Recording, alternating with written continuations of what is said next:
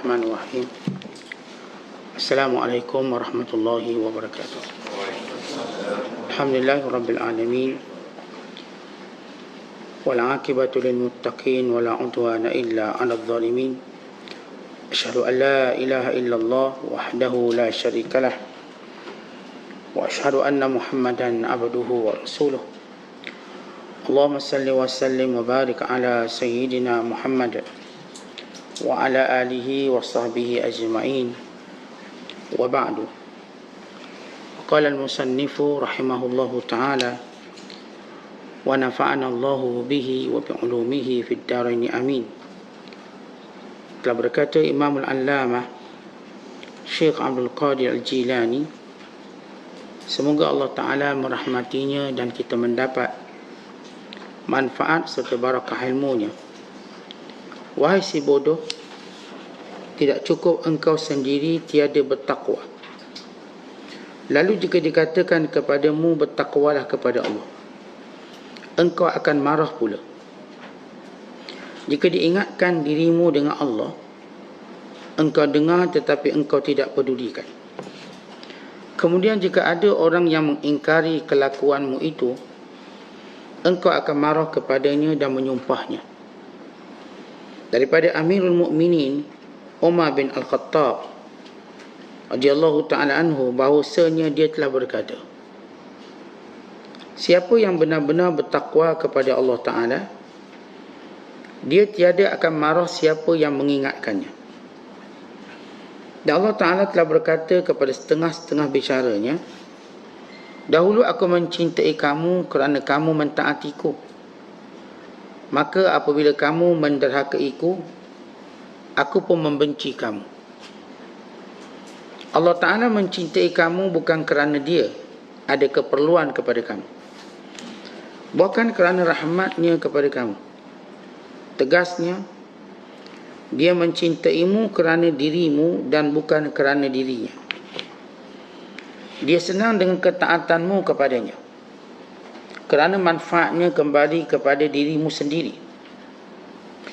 Jadi hendaklah engkau beramal dengan sungguh-sungguh dan menumpukan diri kepada siapa yang mencintaimu kerana dirimu, dan membelakangkan diri daripada siapa yang mencintaimu kerana dirinya sendiri.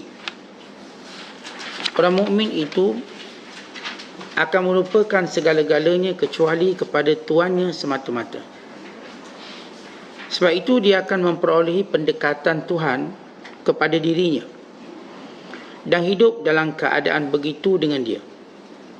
Tawakalnya benar kepada Allah Ta'ala, maka tentulah dia akan mencukupinya dalam segala kepentingan dunia dan akhiratnya. Muslimin dan muslimat, sedang penonton yang dirahmati Allah sekalian, di antara kebodohan kita, bahkan di antara tanda-tanda kecelakaan seorang manusia, bila kita tidak bertakwa kepada Allah. Dan apabila seseorang menasihati kita dan mengingatkan kita supaya bertakwa kepada Allah, maka kita engkar dan memarahinya. Dan juga dalam keadaan kita melakukan satu perbuatan yang menyanggai perintah Allah, dan bila mana ditegurnya, maka kita memarahi dan menyumpahnya. Ini di antara perkara yang merugikan manusia. Bila dia tidak menjadi orang soleh, bila diajak menjadi orang soleh, maka dia memarahinya. Dia diajak untuk menjadi, dia tidak soleh, tetapi dia membenci pula orang soleh. Dia bila mana ditegur atas kelakuan dan kesalahannya, ditunjukkan jalan dan yang benarnya, maka dia marah. Maka ini kebanyakan sifat manusia. Dan ini kebanyakan sifat orang-orang yang jauh daripada Allah. Dalam Al-Quran, Allah menjelaskan kelompok-kelompok ini yang tidak boleh ditegur, yang tidak boleh diperingatkan, yang tidak boleh diperbetulkan, melainkan mereka memarahinya dan membencinya. Allah Ta'ala berfirman, laqad ji'nakum bil haqq walakinna aktsarakum lil haqqi karihun. sesungguhnya kami membawakan kepada kamu dengan kebenaran, tetapi kebanyakan kamu dengan perkara yang benar itu kamu membencinya. Dalam surah ini, iaitu surah Az-Zukhruf ayat 78, ceritanya bila mana ahli neraka masuk neraka, lalu mereka berkata kepada malaikat penjaga neraka, itu malaikat Zabaniyah, tolong beritahu Allah supaya diringankan azab kami, ataupun biar kami mati je, jangan kami terus terseksa dalam neraka. Kerana kita tahu dalam neraka tidak ada yang mati, tapi tidak ada yang hidup. Yang ada ialah yang terseksa, tidak dihidup dengan nyaman dan menyenangkan, dan tidak juga dimati yang akan menghabiskan atau menghentikan azab. Lalu ahli neraka merayu pada malaikat penjaga neraka, tolong ringankan azab atau matikan saja kami, liyaqdi alaina. Lalu malaikat Zabaniyah ini menemplak golongan ini, bukankah dahulu kami dah bawa kebenaran? Kalau kamu dengar, kamu ikut kebenaran, kamu tak berada di sini. Tetapi kamu telah menunjukkan sifat benci kamu dengan kebenaran. Dalam ayat yang lain Allah Ta'ala berfirman, bal aktsaruhum la ya'lamunal haqq faminhum mu'ridun. Dan suratul Anbiya ayat 24. Bahkan kebanyakan kamu tidak mengetahui yang benar, dan keadaan diri kamu pula bila diberitahu kebenaran kamu berpaling, yakni tidak mempedulikan. Dalam ayat yang lain Allah Ta'ala berfirman, am yaquluna bihi jinnah bal ja'ahum bil haqq wa aktsaruhum lil haqqi karihun. Bahkan kamu berkata kepada Nabi yang membawa kebenaran, gila, sedangkan datang kepada kamu kebenaran dalam keadaan kamu membencinya. Artinya Allah Ta'ala cerita watak-watak manusia. Pertama, benci dengan kebenaran. Yang kedua ialah menuduh pula orang-orang yang membawa kebenaran dengan pelbagai tuduhan. Gila lah, bodoh lah, kalau macam ni nak maju macam mana, kalau macam ni macam mana kita nak kaya, bila ditegur dengan perkara maksiat, kalau macam ni bila lagi kita nak berjaya. Ini kebanyakan manusia akan bukan sekadar ditolak kebenaran, dia akan melabelkan dengan labelan yang buruk kepada yang membawa kebenaran. Dan Allah Ta'ala juga cerita sifat manusia tidak ingin mencari kebenaran, dan bila tahu kebenaran dia meninggalkannya. Kerana apa? Kerana kebenaran tidak menguntungkan syahwatnya. Kerana kebenaran itu tidak akan disokong oleh syaitannya. Kerana kebenaran itu tidak akan direstui oleh kawan-kawan buruknya, kawan-kawan jahatnya. Dan juga kerana kebenaran itu tidak mungkin diterima oleh orang yang jiwanya sombong dan ego. Kerana itu Allah Ta'ala menyebut di antara perangai-perangai manusia yang tidak mahu dengar kebenaran atau ikut kebenaran atau cari kebenaran. Perangai kita tak nak cari kebenaran. Ada tak dalam hidup kita, dalam sifat hidup kita, apa-apa pun kita nak cari yang betul? Ada tak dalam sifat kita? Even hatta pada berita yang kita dengar.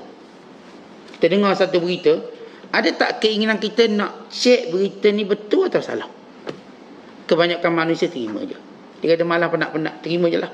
Terutama kalau berita tu sensasi, boleh menjatuhkan orang yang kita tak suka.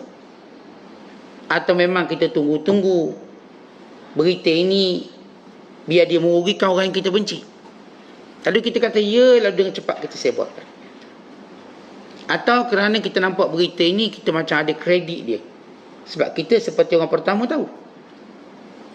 Baik kita sebarkan cepat-cepat, biar Facebook kita ni orang like, sebab kita orang pertama tahu. Kita orang pertama beritahu bahawa raya jatuh hari Senin. Dah beritahu dah raya, puasa baru sehari. Bila dia tengok anak bulan kita pun tak tahu. Tapi begitu watak manusia. Watak manusia, dia tak ada kesungguhan nak cari kebenaran. Hanya segelintir yang terselamat. Sebab itu bila Allah Ta'ala menjadikan orang kafir kekal dalam neraka, sebab apa? Sebab mereka tak ada satu sifat yang patut ada, cari kebenaran. Sedangkan Allah beri akal, Allah beri kesihatan tubuh badan, Allah beri umur dan usia, Allah beri harta dan kekayaan. Bahkan Allah Ta'ala bentangkan di hadapannya sumber-sumber yang mudah. Tapi mereka tidak mau mendengar atau mencari kebenaran. Ini perangai kita yang pertama. Kita bukan cerita orang lain, kita juga cerita tentang kita. Yang saya sebut tadi, sejauh mana kesungguhan kita bila dapat satu perkara, kita nak cari kebenaran. Dan yang kedua, apakah kita bila dah tahu kebenaran, kita berpegang dengannya, dengar atau tidak? Bila Allah Ta'ala menceritakan kebanyakan mereka, bila tahu pula kebenaran, fahum mu'ridun, mereka tak nak peduli dan tidak mau mengambilnya. Kita tak mau cari kebenaran, kemudian bila sampai kebenaran, kita berpaling dengan cepat. Dan perangai kita juga, bila tahu kebenaran, kita benci pula kebenaran. Tak nak cari kebenaran, berpaling daripada kebenaran, benci kepada kebenaran. Dan perangai keempat kita, tak mungkin kita nak seborkan kebenaran, terutamanya dalam kebenaran yang kita tahu kita pun ada risiko. Akhirnya ada orang tahu yang benar, banyak orang tahu benda benar, tapi sampai waktu dia perlu seborkan pada orang, dia takut. Sebab itu Nabi SAW berkata, Qul haqqa walau kana murra, katakan benar walaupun pahit. Kadang-kadang kita nak tunjuk sokong kebenaran, kita pun takut. Sebab kita pun kerja, kita pun ada projek, kita pun nak baik dengan orang ni. Walau ternyata benda tu fitnah, kita nak bersihkan benda tu, nak beritahu yang benda yang kita tahu ni, akhirnya kita tetap mendiamkan diri. Satu cerita, bila Maharaja Hercules, dia panggil Abu Sufyan. Waktu Abu Sufyan berdagang di Syam, waktu itu Abu Sufyan masih kafir. Dia nak tanya tentang Muhammad sallallahu alaihi wasallam. Nak tanya tentang Muhammad. Ya, Abu Sufyan pasti benci pada Nabi Muhammad ketika itu. Dan pasti berita yang nak diberitahu pada Hercules, berita yang tidak akan menguntungkan dakwah. Maka salah seorang daripada orang kafir, dia ni orang baik, namanya Hakim bin Hizam. Ni dua-dua watak sebelum memeluk Islam. Dan dua-dua watak ini memeluk Islam selepas pembukaan kota Mekah. Tapi mereka berbeza. Hakim bin Hizam, walaupun dia tidak beriman dengan Nabi SAW pada permulaan, tetapi dia menghormati Rasulullah. Apatah lagi ibu saudaranya ialah isteri Rasulullah, Khadijah radhiyallahu ta'ala anha. Maka Hakim bin Hizam, waktu Abu Sufyan dipanggil, dia kata, aku nak ikut. Kalau dia berbohong, nescaya aku akan pecahkan tembelang dia waktu tu juga, biar dia kena hukum. Maka dia pun pergi sekali dengan Abu Sufyan. Abu Sufyan dengan niat untuk beritahu Maharaja Hercules, Muhammad ni bukan orang baik, dan apa yang dia bawa juga bukan benda yang baik. Hakim pula pergi, andai kata dia berbohong, akan kau dedahkan. Terlihat jiwa Hakim bin Hizam. Walau waktu itu dia masih belum Islam, dia nak beritahu benda sebenar. Kalau ada yang cuba terus kekalkan pembohongan, dia nak beritahu benda sebenar, walaupun dia tahu ada risiko dia dalam pemulawan orang musyrikin Mekah kepadanya.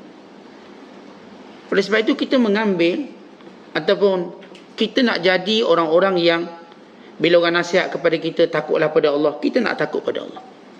Bila orang nasihat kita jadilah orang baik, kita nak jadi orang baik. Bila orang nasihat dan tunjukkan kita kebenaran, kita nak kembali pada kebenaran. Satu keadaan atau satu cerita dalam hadis yang diriwayatkan oleh Imam Muslim, bila satu hari Rasulullah makan bersama para sahabat. Makan, salah seorangnya makan tangan kiri, dia makan tangan kiri. Lalu kata Nabi SAW, kul biyamini, makan tangan kanan. Maka sahabat ni atau lelaki ni, dia biasa kalau orang yang walaupun dia damping Nabi SAW, kalau dia buat benda tak elok, kita tak akan sebut istilah sahabat pada dia, tapi sebut seorang lelaki. Seorang lelaki. Dan hadisnya bunyi macam tu, seorang lelaki yang sedang makan bersama Nabi SAW, dan dimakan tangan kiri. Rasulullah tegur, kul biyaminik, makan tangan kanan. Dia kata, la astati', saya tak boleh lah tangan kanan, tak boleh. Lalu kata Rasulullah, la astata', ma mana'ahu illa al-kibr, kamu selamanya tak akan mampu angkat tangan kanan kamu, sebab kamu sebenarnya sombong. Bayangkan Rasulullah tegur, makan tangan kanan, manusia ni. Rasulullah tegur manusia paling mulia, paling baik, paling disayangi. Tapi ego kita kadang-kadang lupa siapa orang depan kita. Jangan kata kita ustaz-ustaz yang bawah-bawah ni. Ni Rasulullah tegur. Lelaki yang hidup zaman Rasulullah SAW, yang tengok segala kebaikan Nabi SAW, dan mengetahui Nabi tak akan tegur melainkan benda baik. Nabi SAW tak tegur untuk jatuhkan maruah orang, tidak juga untuk menghinanya, melainkan untuk kebaikan dia. Rasulullah kata makan tangan kanan. Dia kata aku tak mampu. Nabi kata selamanya kamu tak mampu. Lastata. Selamanya kamu tak akan mampu lagi angkat tangan kanan. Ma manahu ilal kib, yang menghalang dia ialah sombong. Sebab itu para ulama ketika mana mengkaji apa sebab manusia payah sangat nak terima kebenaran. Payah sangat kenapa? Di antara sebab-sebab yang manusia payah terima kebenaran ada 4 sebab utama. 4 sebab utama. Yang pertama kerana jahil. Apa maksud jahil? Dia suka jahil. Dia tak nak belajar. Dia tak nak tahu. Maka orang macam ni, kalau orang beritahu, dia lebih selesa untuk tidak tahu. Dia tak nak belajar tafsir, biar dia tak tahu, senang. Tak nak belajar hukum akam, biar dia tak tahu, senang. Kenapa? Kalau tak tahu, tak berdosa, kata dia. Baik, better saya tak tahu. Saya tak tahu apa-apa dalam perintah ataupun dalam larangan. Manusia ni dia punya seronok dengan jahil sebagaimana seronoknya dia tidur. Tidur seronok tak? Seronok. Jadi jahil lagi seronok pada tidur. Tuan-tuan tidur berapa jam? Tidur berapa jam seronok? 4 jam, 5 jam. Jadi jahil 20 tahun lagi seronok. Itu ada orang jadi jahil 20 tahun, 30 tahun, 40 tahun. Nak tak pergi kuliah? Tak nak. Nak tak belajar? Tak nak. Baca buku? Tak nak. Minta nasihat orang pun tak nak. Saya nak hidup cara saya, jahil. Tuan-tuan, orang bila dibaliki dengan keseronokan jahil, maka tak ada ubat baginya melainkan undang-undang, penguatkuasaan undang-undang. Itu setengah negara mewajibkan penduduk dia belajar sampai umur 18 tahun. Kalau mak dia tak hantar sekolah, mak dia kena saman, masuk penjara, kerana membiarkan kejahilan pada anak. Kena minimum. Kita kat Malaysia pun sebenarnya ada akta tu. Kalau mak tak hantar anak sekolah, dia boleh kena denda. Sebab setiap anak wajib ataupun berhak mendapat pendidikan sampai 18 tahun paling kurang, atau SPM. Tapi tak ada penguatkuasaan. Itu ilmu dunia. Kita cerita ilmu agama. Ramai orang seronok jahil ilmu agama, hatta pemimpin yang paling besar sekali. Orang atas tak nak. Ada dia nak datang kuliah? Tak nak. Dia tak mungkin akan datang kuliah. Atau panggil orang kuliah kat dia pun tak nak. Habis dia nak apa sebenarnya? Dia nak jahil. Biar dia boleh bercakap suka hati dia. Penyakit jahil, selesa dengan jahil, lebih bahaya daripada semua penyakit-penyakit lain. Antara penyakit bahaya. Sebab itu, tuan-tuan sekalian, kalau kita panggil artis menyanyi lagu dia tak faham, penuh datang. Tapi kalau kita panggil ustaz yang dia faham bahasa, orang nak faham bahasa apa? Dialek mana? Panggil ustaz ni, pun dia tak datang. Dia panggil artis cakap Korea, dia pun tak faham. Dia faham Korea je dia faham. Lain tak faham. Dia boleh dengar, boleh meloncat, boleh melompat. Dia macam zuk masuk dalam hati. Dia macam betul-betul faham. Menangis dia, menangis. Apa benda dia nangis kita pun tak tahu. Kita cerita bab neraka, bab sekian, dia tak nangis. Dia tengok je artis, dia nangis. Dia masuk dalam hati dia. Berimang dia dengan artis. Suka. Ini kejahilan. Sebab itu hiburan dengan ilmu benda bertentangan. Dia timur dan barat. Siapa yang minat ilmu, dia tak mungkin suka hiburan. Melainkan pada kadar seperti garam dalam masakan. Melainkan pada kadar seperti gula dalam minuman. Dia tak banyak. Bukan dia kata tak nak. Nak juga sikit. Kalau kita minum kopi, pahit sangat pun tak sedap juga. Tak sedap juga. Melainkan penyakit banyak sangat lah. Terpaksa telan. Nak juga letak gula sikit. Tapi tak mungkin kita letak gula lebih banyak pada kopi. Tak mungkin. Kita bila buat air apa pun, gula tu sebagai pemanis. Kita tetap nak rasa sirap dia. Kita tetap nak rasa kopi dia, teh dia. Memang rasa gula. Tapi yang paling dominan biar kita rasa air tu apa.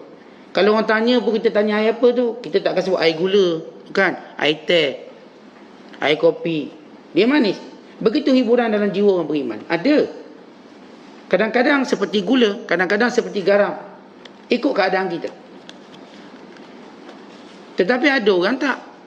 Dia terus jadikan hiburan tu matlamat dia. Sebab tu dia tak akan datang ilmu. Ilmu dan hiburan satu benda bertentangan. Tuan-tuan tengok orang bila minat je hiburan, dia tak akan minat ilmu. Yang kita maksudkan ilmu agama. Sebab ilmu agama yang tundukkan dia.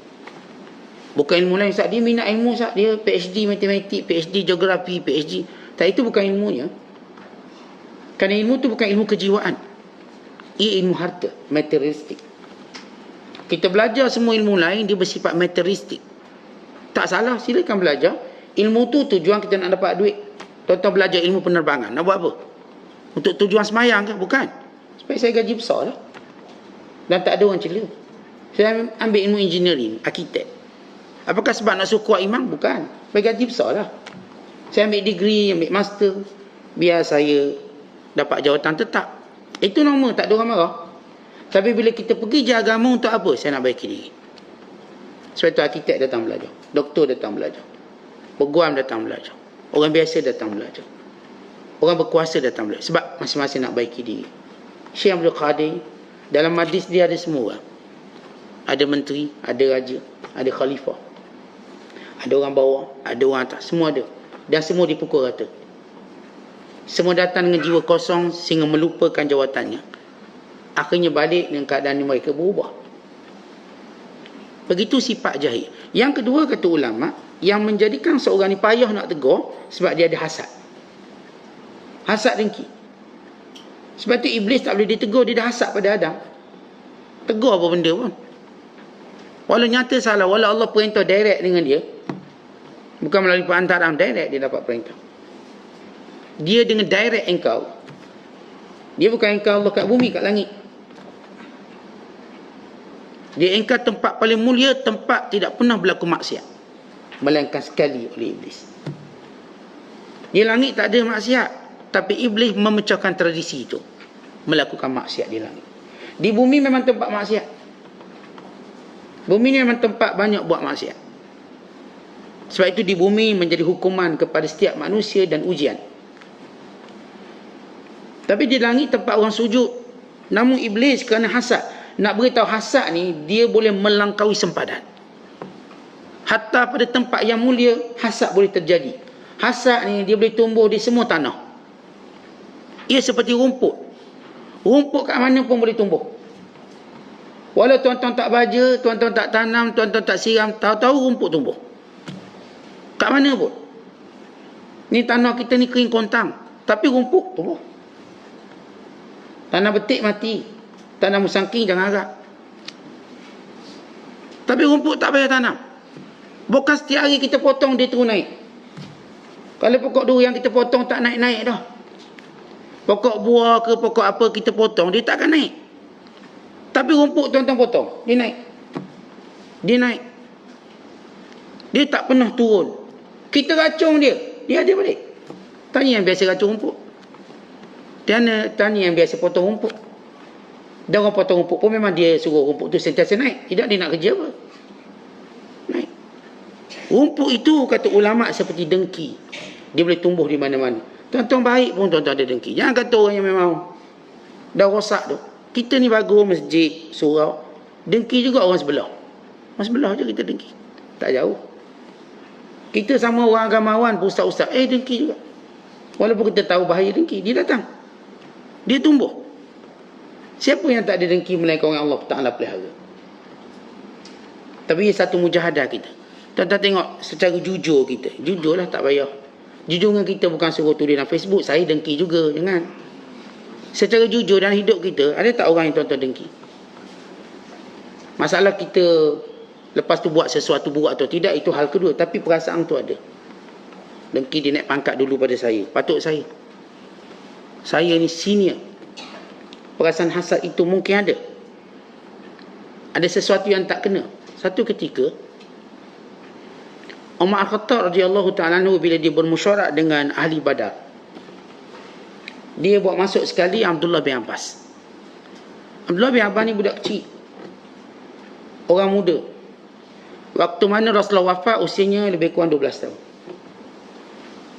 Kemudian dia mengaji. Bila Umar memerintah, dalam usia agak remaja, mungkin 17, mungkin 18, Umar masukkan dia dalam mesyuarat khas. Ini sahabat-sahabat Badar. Lalu beberapa orang rasa macam tak puas hati. Lalu mereka berkata, kenapa Umar masukkan budak muda macam ni? Kami pun ada anak muda macam dia, kenapa tak masuk sekali? Kenapa? Kenapa Abdullah bin Abbas layak masuk? Sedangkan kami ada anak-anak sebaya dengan dia, tak boleh masuk. Soalan tadi, ada rasa sesuatu. Ada. Lalu Umar Khattab kata, kamu tahu jawapan dia? Aku akan bagi tahu jawapan. Maka dia pun tanya satu soalan. Apa maksud ayat iza jaa nasrullahi wal fath? Tolong beritahu aku. Kata Umar Khattab. Maka sahabat ni beritahu, maksudnya bila datang kemenangan, kita kena banyak beristighfar dan bertaubat. Itu yang kita patut buat. Setiap kali kita menang, kita mesti istighfar dan taubat supaya jangan sombong. Ada lagi yang lain? Kata Umar Khattab, tak ada. Wahai Abdullah bin Abbas, sila bicara. Maka jawab Abdullah bin Abbas, ayat ini memberi maksud ajar Rasulullah SAW. Kematian Rasulullah, yang tak ada orang fikir ayat ini. Maksudnya ialah ajar Rasulullah. Kerana bila datang kemenangan, pembukaan kota Mekah dan kemenangan, berarti berakhirlah urusanmu. Sudah berakhir urusanmu. Sudah sempurna agama ini. Sudah sempurna. Kerana Mekah ialah tanah haram yang mesti dibebaskan. Selepas Madinah, Mekah, tanah haram. Bila dua tanah haram ini selamat. Sebab kita kena tahu Baitul Maqdis bukan tanah haram. Mekah dan Madinah sahaja yang disebut haramain. Tapi Baitul Maqdis salah satu tempat yang mulia dalam Islam, tapi tak termasuk dalam makna haramain. Bumi yang punya kemuliaan yang tinggi. Maka kata Abdullah bin Abbas, maka Rasulullah SAW dituntut kerana sudah sempurna urusannya untuk banyakkan istighfar dan bertaubat. Lalu kata Umar Khattab, kerana itu aku panggil dia duduk sini. Kamu tak tahu jawapan tafsir yang sebenar. Kita lihat bagaimana kadang-kadang hasad itu boleh berlaku pada semua orang. Boleh. Rasa tak puas hati itu berlaku bila orang lain ada kelebihan. Bila anak orang lain diberi kelebihan, anak kita tidak. Kita akan tertanya-tanya. Jadi secara muhasabah, siapa berani kata saya tak hasad sesiapa? Kita tak nafikan bahawa ada orang ni. Bila Rasulullah SAW memuji Sa'ad bin Abi Waqqas, Rasulullah menyatakan dia ahli syurga. Kata Abdullah bin Amri bin Al-As radhiyallahu ta'ala anhuma, dia terus mendatangi Sa'ad dan meminta izin untuk tidur rumahnya dan memberi alasan dia berselisih faham dengan ayahnya. Selepas 3 hari dia minta izin untuk pulang ke rumah sambil berkata, sebenarnya saya tak berbalah dengan ayah saya. Saya saja nak tengok amalan apa sehingga Rasulullah kata awak ni ahli syurga. Saya pun tak nampak pun amalan awak. Cuma biasa je bangun subuh. Tak ada pun nampak qiyamul lail ke panjang-panjang, baca Quran tengah malam. Macam mana ahli syurga? Lalu kata Sa'ad bin Abi Waqqas, dia kata, wahai anakku, ada 2 perkara yang aku buat dalam hidup ini. Pertama, aku tak pernah tipu orang Islam. Yang kedua, aku tak pernah dengki orang Islam. Lalu kata Abdullah bin Amri bin Al-As, ya aku faham, dengan itu kamu menjadi ahli syurga. Tetapi kalau kita ni ibadat tak berapa rajin sangat. Kalau solat tersengguk-sengguk. Kalau puasa, ya Allah, kalau Ramadan ni cuma 15 hari, kita kalah, tak kuat. Ada orang dari sudut ibadat dia tak kuat. Nak ngaji Quran pun, dengan orang lain khotang 2 kali, kita rasa macam sekali setahun pun mujur. Dengan orang ni khotang 5 kali, ya Allah, lembek kita. Nak tadarus, penat kita. Ya, ada setengah orang dalam bab-bab ibadat ini mungkin tak punya kekuatan ataupun masa. Saat kita kalau boleh nak dengar kelas subuh Ustaz sampai pukul 8. Tapi kita 7 suku dah kena pergi kerja. Tak ada masa banyak macam orang lain. Dia tak apa Ustaz, dia pencing dah. Dia pencing dah, kita ada kerja lagi. Contohlah, kita tak ada masa yang banyak. Contoh kita buat satu benda yang kita tak perlukan masa. Dan tak perlukan tenaga. Jangan tipu orang Islam, jangan dengki orang Islam.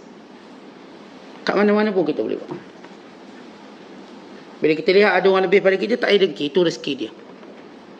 Allah beri sesuai untuk dia. Kita sesuai dengan keadaan kita. Bila kita bermuamalah berniaga, kita tak nak tipu dia. Kita beritahu ini harga dia. Kita tak cilak sini, cilak sana. Buat elang pun bohong. Buat elang pun buat elang terang-terang. Beritahu kalau sebut tiada kos tersembunyi, beritahu betul-betul. Jangan tiada kos tersembunyi, rupanya sembunyi lagi teruk. Ni mas tanpa upah. Kita ingat murah tak? Dia belasai kot lain. Baik upah pula jadi murah pula. Ini elang-elang yang gila-gila ini, yang cuba menipu kononnya cara cerdik, tetapi dilupa dia merosakkan dirinya sendiri. Tuan-tuan jangan duk belajar ilmu marketing menipu orang cara cerdik. Menipu tetap menipu. Cara apa pun kita buat. Maka biar kita terang-terang, insya-Allah rezeki kita ada. Tak ada masalah. Ni jual satu produk, ambil gambar, panggil fotografer yang profesional biar nampak lawa. Tengok datang barang, kecuk je barang. Tunjuk gambar ikan. Macam ikan sedang gembira. Husnul khatimah. Sampai tengok penyek ikan. Tengok gambar segar barangnya. Sampai kat kita kecuk barangnya. Tetapi ini penipuan. Taktik penggambaran pun kena hati-hati. Itu orang muka gambar dalam TikTok, tuan-tuan yang percaya sangat, bukan muka dia. Kan boleh ubah muka. Muka kita tak boleh jadi lawa. Kalau kita ada niat nak menipu, kita menipu. Tak biar orang nampak lawa sikit muka saya. Buat apa orang nampak lawa? Bukan kita nak kahwin, kita dah kahwin. Bukan kita dapat untung apa-apa kalau dia kata kita lawa, tak untung apa pun. Kita pun suka ni. Saya suka Ustaz, ni aplikasi ni boleh ubah muka saya jadi tua. Dan muda nak jadi tua, nak menipu apa? Yang tua pula jadi muda ni, saya ada janggut. Gambar ni Ustaz jadi saya janggut tak ada. Oh, dia muda lah. Gambar ni ubang pun dia tak nampak. Tuan-tuan jangan kita terpedaya. Even aplikasi seumpama itu. Kita main-main tu Ustaz. Main-main tu akhirnya menjadi kebiasaan kita. Kita ni menipu walaupun dalam gurauan, lama-lama jadi biasa kita. Terutama kita nampak kita perlukan sesuatu.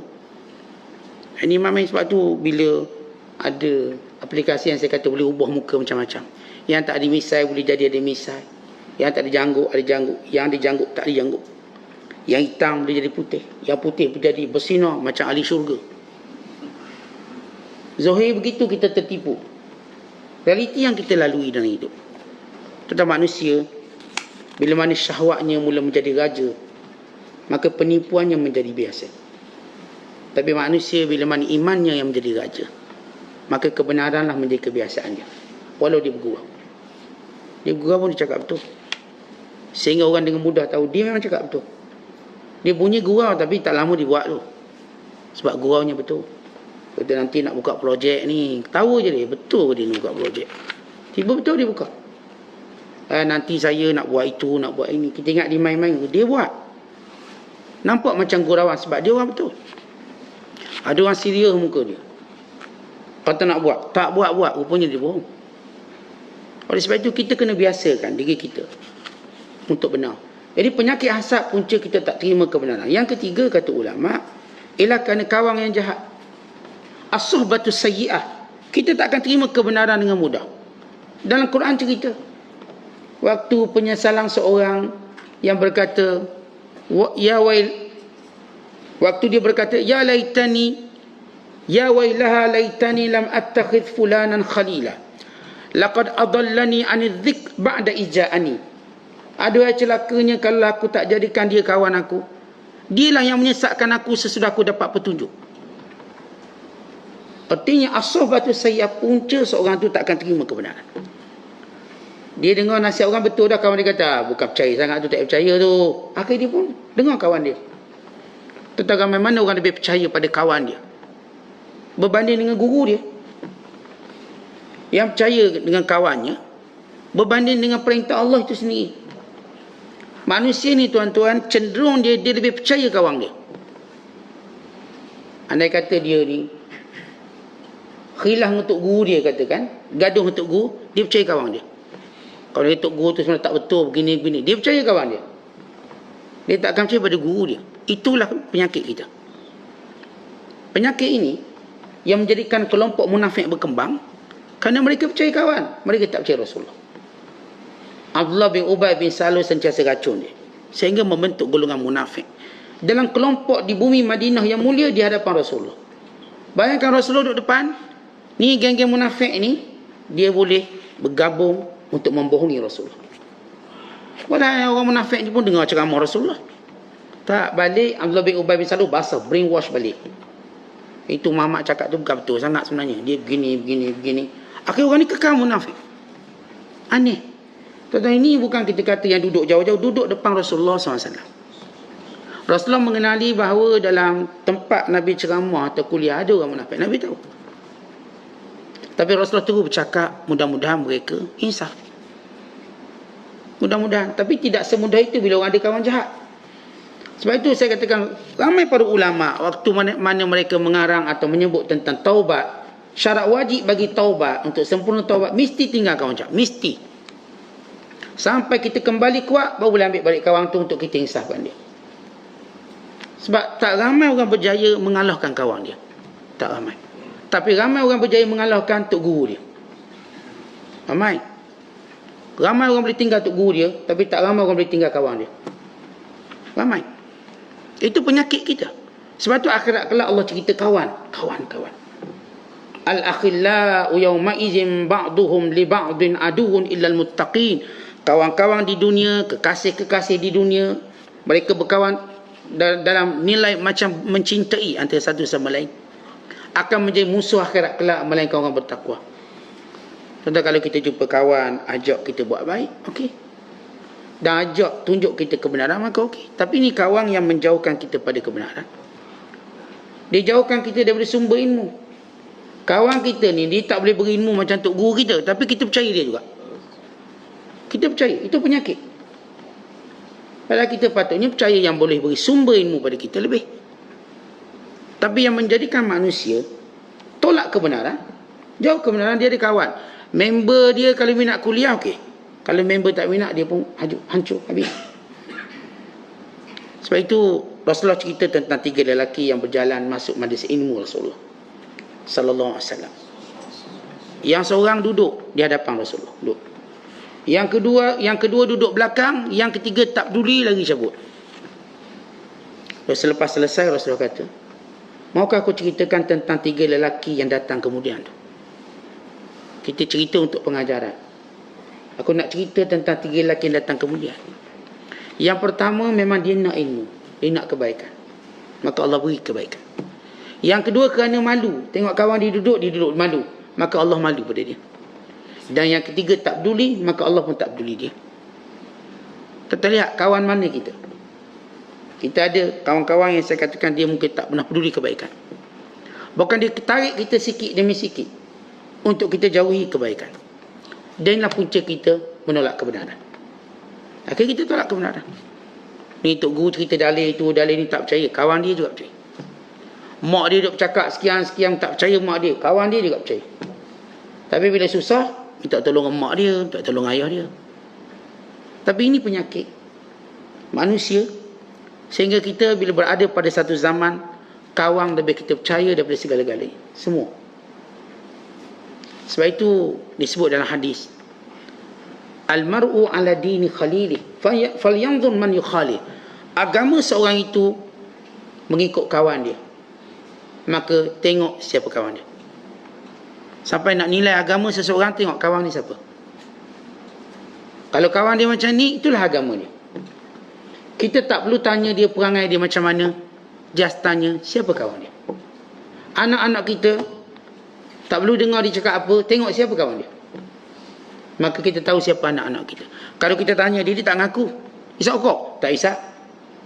Tengok kawan isap okok, dia isap okok. tanya anak kita, tak isap mak, taubat tak isap? Taubat dia. Tak isap. Bila cikgu kata anak ni isap rokok, anak saya kan kata tak isap rokok. Cikgu bohong Cikgu pun tak percaya. Cikgu kata betul, saya tengok dia isap rokok. Misal contoh. Dan kita memang cenderung percaya anak. Tapi bila anak kita cakap, tuan-tuan dengan percaya melainkan selepas tuan-tuan melihat siapa kawan dia. Kalau kawan dia memang tak merokok, tuan-tuan boleh percaya. Kalau kawan dia merokok, tuan-tuan tak boleh percaya melainkan tuan cek sendiri. Semayang tak anak kita? Semayang. Asar? Semayang. Zuhur? Semayang. Tengok kawan dia semayang. Kawan dia tak semayang, jangan harap dia semayang. Ustaz, dia masih semayang. Dia masih semayang, kelak dia akan tinggalkan semayang. Sebab setiap kawan dia akan mempengaruhi. Tengok siapa menang. Sama ada kawan yang tak semayang jadi semayang, atau dia yang asal semayang jadi tak semayang. Sebab kawan dia tak akan berkawan dengan keadaan berbeza pandangan. Tak mungkin. Di misi sama. Sebab tu kalau jenis rajin berjemaah, dia berjemaah. Kalau jenis rajin saf pertama, dia akan duduk saf pertama. Sebab kawan dia saf pertama. Dia tak mungkin pilih saf ke-8 tak. Sebab kawan dia saf ke-8, dia akan pilih ke-8. Tentu kawan ni besar dalam agama. Sebab tu kalau kita nak tengok seorang, tak susah sebenarnya. Nak tahu kebenaran, kita cuma tengok kawan. Kita tahu. Kalau kawan dia jenis gini, jangkitan penyakit itu akan kena pada kawan dia. Mesti kena. Kalau kawan dia kita tengok rajin mengaji, sekian-sekian, kita tahu dia akan dapat juga benda tu. Sebab tu tuan-tuan sekalian, kita selalu ingatkan, kita dalam membina agama kita, kita sampai satu peringkat, kita tapis kawan kita sebagaimana kita tapis habuk jangan masuk dalam air. Tuan-tuan beli penapis air, semua orang beli penapis air. Kalau tanya kenapa? Air segar Ustaz. Supaya kita panjang umur. Supaya. Beli. Dua air penapis air bukan murah tu. Ribu. Bayar bulan. Lepas tu nak tukar dia punya filter pula. Sama dengan harga air tu. Mesin air tu. Tapi sanggup tak? Sanggup. Tuan-tuan kawan kita lebih mahal pada tu, kita kena nilai dia. Pada umur kita lanjut ni, kawan pun ikut dan habislah agama kita. Habis agama kita. Kita kena mula cari kawan-kawan yang akan membina akhirat. Kita kena mula cari kawan-kawan yang menjadikan kita lebih cinta Al-Quran. Lebih cinta kebenaran. Lebih cinta kebaikan. Kena carilah. Kalau kita jumpa je kawan tak suka kebaikan, sebaiknya kita tangguhkan dia. Tangguhkan dia dengan tasbih kafarah. Kita tangguhkan dia dengan surah Al-Asr. Seketika sampai kamu berubah. Atau aku ada kekuatan ubah kamu. Sebab kebanyakan kawan dia tak mampu ubah kawan dia selagi mana dia bersama kawan. Sehingga dia kena keluar sekejap. Keluar dapat kekuatan, tarik kawan dia. Kalau sama-sama lemah dalam air, nak tolong macam mana? Seorang kena keluar. Yang keluar tadi boleh lempar pelampung, lempar tali. Atau paling kurang boleh tolong jerit. Maka ini sahabat. Yang keempat, kata ulama, punca dia tolak kebenaran ialah sifat sombong dia. Al-kibr.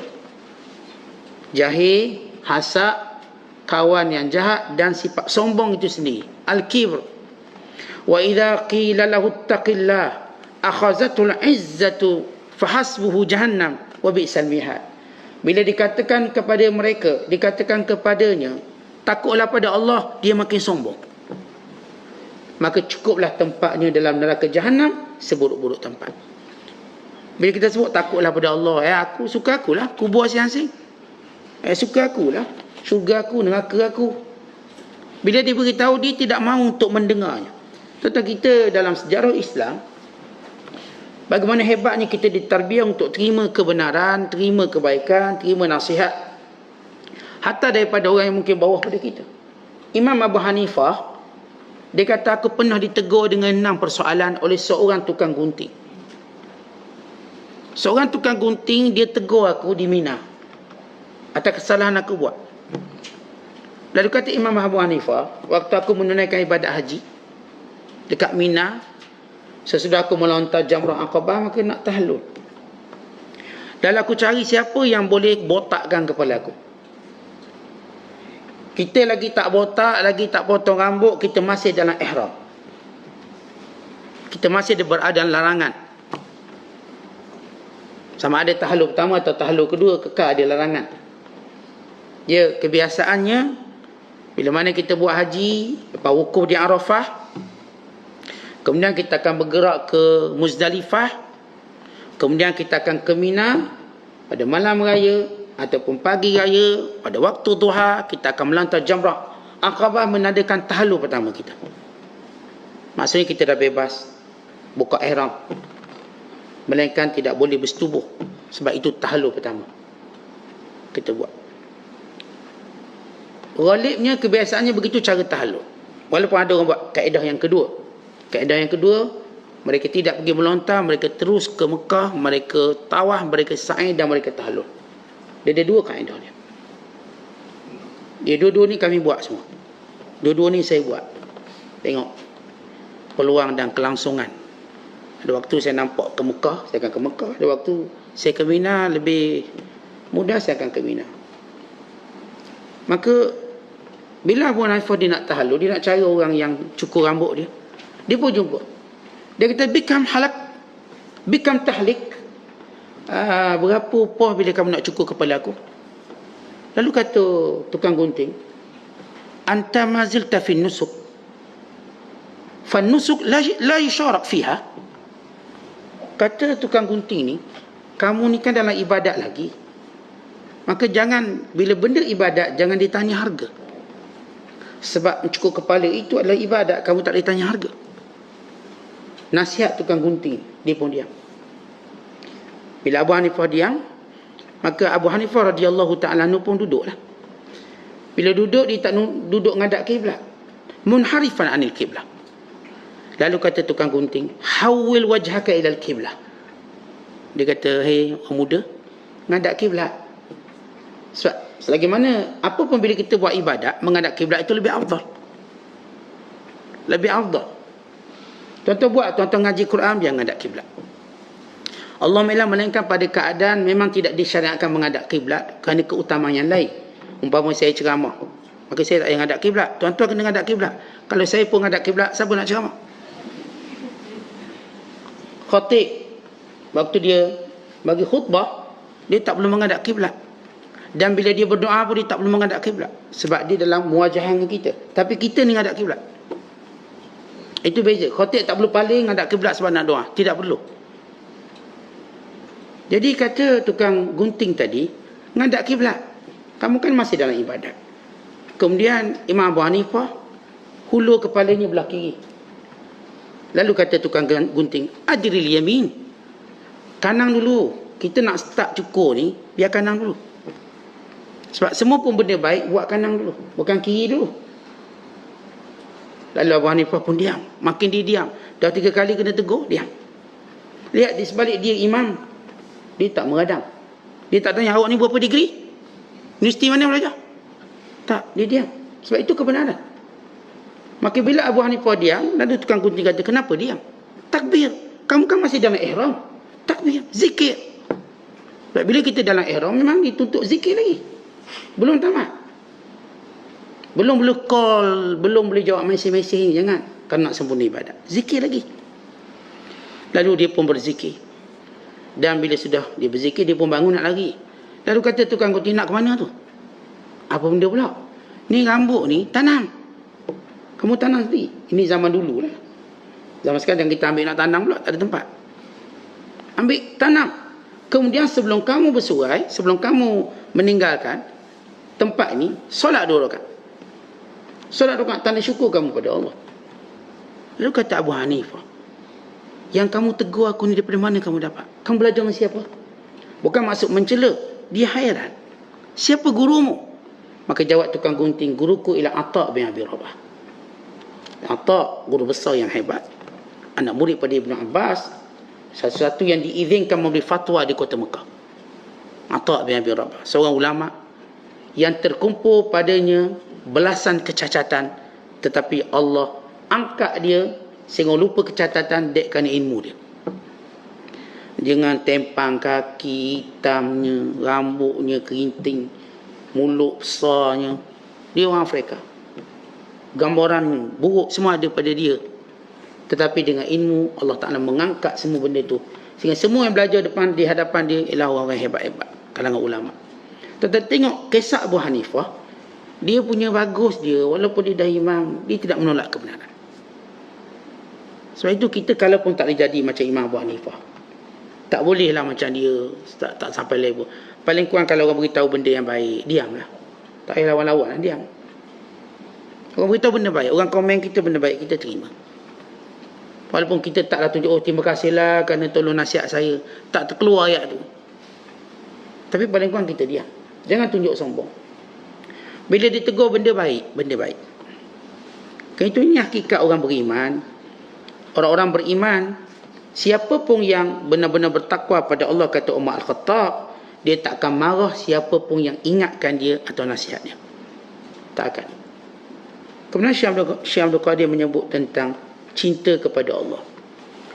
Bila Allah Ta'ala cinta kepada seorang hamba, maka Allah jadikan dia mentaati Allah. Dan kena ingat, cinta Allah bukan kerana Allah dapat keuntungan apa-apa, melainkan Allah nak beri keuntungan kepada kita.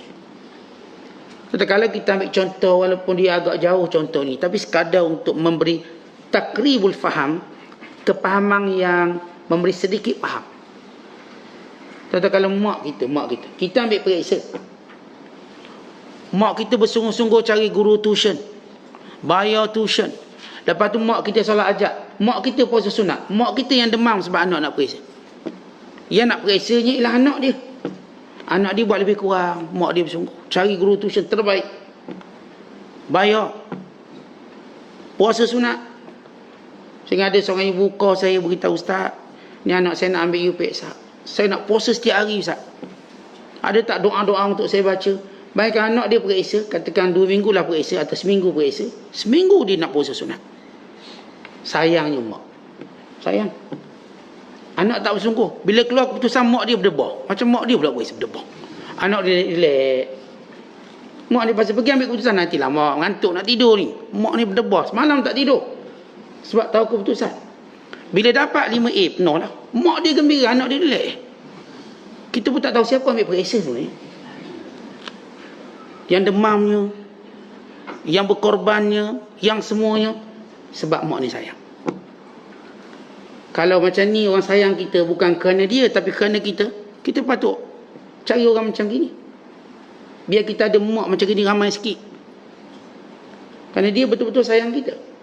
Begitu perumpamaan, walaupun Allah lebih hebat pada tu. Saya katakan tadi, kita contoh tadi cuma nak beri faham. Dia panggil takrib. Hakikat Allah, bila tuan-tuan semayang, tuan-tuan puasa, untuk Allah ke? Yang Allah jadikan Ramadan dengan penuh kemuliaan, untuk Allah ke? Tak, untuk kita. Kerana Allah sayang kita. Allah nak suruh kita masuk syurga. Allah nak suruh kita jadi orang baik, orang soleh. Allah ikat syaitan supaya kita tak ada alasan lagi untuk jadi baik. Supaya kita tak lagi kata syaitan kencing telinga dia, syaitan sekian, tak. Kita sekarang sudah bebas. Bebas untuk beribadat. Bukan bebas jadi macam setan pula. Bebas kita untuk ibadat kerana kita dah tak ada sekatan. Sempadan-sempadan semuanya dibuka. Kita tiada lagi kurenting-kurentingnya. Kita dah bebas untuk beribadat, bebas untuk qiyam. Alhamdulillah, mudah bangun sahur, mudah bangun qiyam, mudah untuk kita buat ibadat. Maka semuanya ini kerana Allah sayang kita, dengan keadaan bukan Allah ambil manfaat kita. Tetapi kalau begitu, kenapa kita tak bersungguh-sungguh untuk mentaati perintah Allah? Sedangkan semua kebaikan itu kita akan perolehi dan kita akan dapat. Semua benda tu. Dan kenapa kita perlu ingat orang lain yang tidak kasih pada kita sebagaimana Allah kasih pada kita? Maka ingatlah Allah. Tentang kita susah sikit, orang pun angkat tangan belaka dah lagi. Tentang kita sakit sikit, orang pun kadang-kadang dia jenguk kita. Bukan kalau dalam pengalaman hidup kita, bila mana kita sakit, yang pertama kita hilang ialah kawan. Yang kedua ialah masa dengan kawan. Kalau ada kawan rapat saya, dia boleh sembang saya 2 jam waktu saya sihat. Kalau saya sakit, dia takkan sembang saya 2 jam, 2 minit. Dia tak mungkin. Itu hakikat. Tetapi Allah Ta'ala sentiasa bersama orang ni. Bahkan dalam hadis kursi, Allah Ta'ala berfirman, wahai hamba-Ku, pada hari kiamat kelak Allah tanya seorang hamba, dan kerana Allah mengetahui, wahai hamba-Ku, kenapa kamu tak ziarah aku ketika aku sakit? Ya Allah, engkau kan Tuhan Rabbul Alamin, bagaimana kau sakit? Hamba ku sakit. Kalau engkau menziarahinya, engkau mendapati namaku di sisinya. Sebab dia akan bersyukur pada Allah sebab ada kawan datang ziarah. Dia seronok. Kenapa kamu tak ziarah hamba ku yang sakit? Sehingga Allah Ta'ala nak beritahu sayangnya Allah pada hamba yang sakit. Allah kata, aku sakit kenapa tak ziarah? Allah mencelanya. Mencela orang tak nak ziarah orang sakit. Aku sakit kenapa kamu tak ziarah? Maka orang kata, ya Allah, engkau Tuhan sekalian alam, bagaimana kau sakit? Allah berfirman, hamba ku sakit. Dan kalau kamu menziarahinya, kamu dapati aku di sisinya. Rahmat aku. Dan sebab itu tuan-tuan, Allah tak pernah tinggalkan kita dalam apa pun keadaan kita. Ketika mana orang lain berlari-lari tinggalkan kita. Apatah lagi bila kita ada masalah sikit. Bila kita ni suspek sikit, dituduh itu dan ini, orang dah lari semua dah. Walau kita pernah popular dulu, walau kita pernah glamour dulu, kalau hari ni kita kena tangkap, kalau hari ni kita ada musibah, kalau hari ni kita berada pada situasi tertentu, manusia semua akan lari. Semua tak ngaku kawan. Kalau ngaku kawan pun kat mulut, tapi tak tunaikan hak kawan. Itu kawan saya tu, kawan saya. Sampai mati kawan tu. Dia cuma kata itu kawan saya, dia tak beri hak kawan dia. Apa hak kawan? Apa hak sahabat? Dia tak bagi. Dia cuma kata itu sahabat saya. Tetapi begitu makhluk dengan kita. Kita bukan kata fulan bin fulan. Itulah hakikat dunia kita hidup. Manusia tak akan bersama kita. Kita suka atau tidak suka, itulah realiti dunia. Bila tuan-tuan sakit, kawan-kawan kita akan hilang. Dan kita kena redha. Sebab tu tuan-tuan, kita kena belajar waktu-waktu untuk bersendirian. Supaya kita bersedia waktu tu. Itu kita disunatkan i'tikaf. Disunatkan untuk kita banyakkan masa di masjid, rumah Allah. Sebab kita akan berada pada situasi bersendirian hanya dengan cara mengingati Allah, merawat kesunyian itu. Kan itu kena belajar. Kalau tuan-tuan tak belajar, tuan-tuan akan diazab ketika bersendirian. Masa. Tapi kalau tuan-tuan belajar sekarang, saya belajar sekarang. Sebab saya tahu saya akan bersendirian satu hari nanti, cepat atau lambat. Wa imma kena sakit, wa imma kena mati. Maka saya mengambil masa untuk mengasingkan diri saya. Untuk bersama, memperbanyakkan zikir, memperbanyakkan baca Quran. Kerana kita bimbang waktu mana kita mesti bersendirian, kita tak kuat. Kita akan kecewa. Barangkali kita kalau ayah ni akan derhakakan semua anak kita. Walau mana cinta kita sebagai seorang ayah yang ingin melihat anaknya masuk syurga. Mana cinta kita sebagai seorang ibu nak tengok anak dia masuk syurga. Tapi bila kita dalam keadaan macam tu, barangkali seorang ibu akan melabelkan semua anak derhaka. Kau ni semua derhaka, tak tengok aku, tak jenguk aku, tak ziarah aku. Tuan-tuan lihat, keluar daripada mulut kita sesuatu yang kita tak inginkan sebenarnya. Sebab itu kena belajar untuk bersendirian dalam mentaati Allah, mencintai Allah. Sebab kita tahu cinta manusia semuanya ada tempoh dia. Cinta manusia ni macam kicap. Maksudnya ada tempoh, tak boleh makan lagi. Dia ada muddah salahiyah. Waktu boleh guna dan tak boleh guna. Walau laris macam mana kicap. Last kali memang dah tak guna. Dah 2 tahun dah berkulak. Kawan-kawan kita ni macam kicap semua tuan-tuan. Sebab masa dah tak boleh guna. Untuk kita mengetahui kita hanya bersama dengan Allah. Dan Allah Ta'ala juga berfirman dalam hadis qudsi, bila kita mengingati Allah, wa ana ma'ahu idza zakarani, aku sentiasa bersamanya selagi mana dia ingat nama aku. Kita kalau ingat nama makhluk tak akan bersama kita. Kita sebut je. Sebut nama anak, mana anak? Anak jauh. Duk sebut nama anak, tak sebut-sebutlah dia tak balik raya tahun ni. Kan dah tak ada PKP, tak balik juga. Sebab dia ada projek lain pula. Dia ada urusan lain. Kita duk sebut anak, jerit, nangis, mana anak aku, mana anak aku. Tuan-tuan sebutlah nama Allah. Kan hanya Allah mendengar bicara kita. Terutama pada waktu kita tak akan laku di sisi manusia. Ingat, kita akan ada waktu kita tak akan laku. Sehebat mana pun dia akan ada waktu dia tak laku. Tetapi Allah Ta'ala tetap melihat kita sesuatu yang laku. Lagi mana kita memuliakan dan mengingati Allah SWT. Wallahu a'lam bishawab. Assalamualaikum.